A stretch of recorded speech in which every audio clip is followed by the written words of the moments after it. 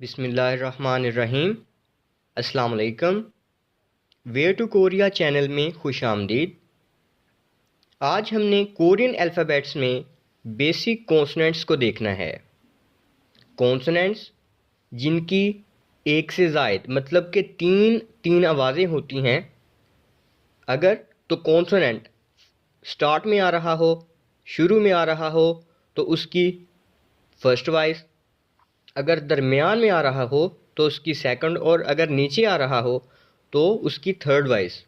जैसे ये, इसको बोलते हैं गियोक।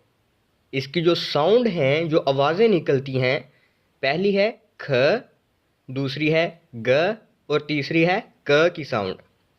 नेक्स्ट नियन है। इसकी जो सारी जो साउंड हैं वो नून की साउंड्स हैं, मतलब न न न। नेक्स्ट ये है दीगत। इसकी जो साउंड है थ द त। ये है रियल।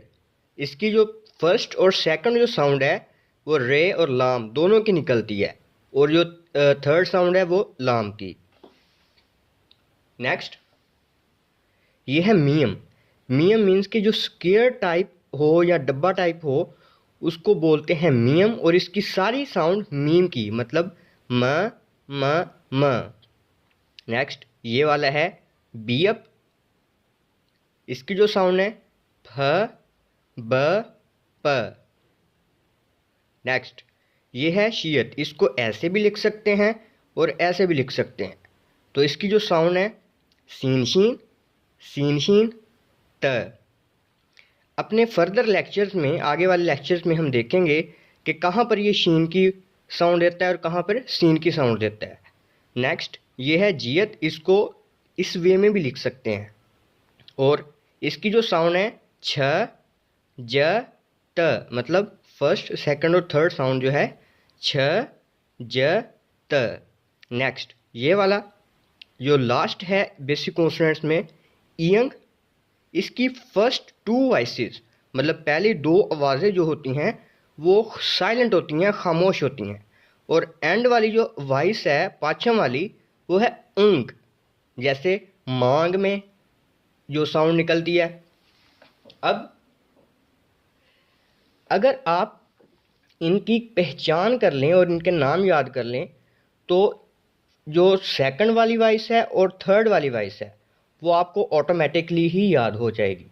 जैसे जो भी कॉन्सोनेंट जिससे स्टार्ट हो रहा हो वो दूसरी आवाज़, और जिससे एंड हो रहा हो वो तीसरी आवाज़।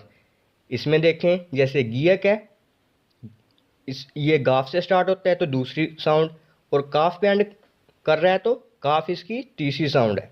वैसे ही ये दिगत में देखें कि द त, मतलब दाल से स्टार्ट है और ते पे ख़त्म है, ठीक है।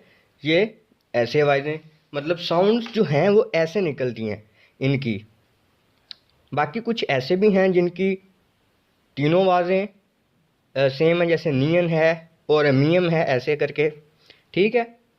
तो ये था आज का बेसिक सा लेक्चर बेसिक कॉन्सोनेंट्स के हवाले से। ये हमारे जो बेसिक कॉन्सोनेंट्स होते हैं ये टोटल 9 इन नंबर हैं, और इनकी पहचान, इनकी आवाज़ें अच्छे से याद करने के लिए, मतलब कि इनके नाम भी थोड़े थोड़े से हमें याद रखने पड़ेंगे। तो thank you very much. Kindly subscribe the channel and share the video. Thank you very much.